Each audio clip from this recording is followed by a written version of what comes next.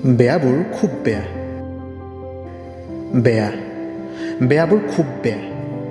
এই যে মন গ'লে একেষাৰ শুনাই দিব পৰাকৈ মুখখন আছে আমাৰ, এই যে সন্মুখৰ জনক বিধবস্ত কৰি দিব পৰাকৈ ভাষাৰ শক্তি আছে আমাৰ, এই যে আনক ভাঙি যোৱা চাই থকাৰ ভয়ংকৰ লোভ আছে আমাৰ, বেয়া খুব বেয়া এইবোৰ।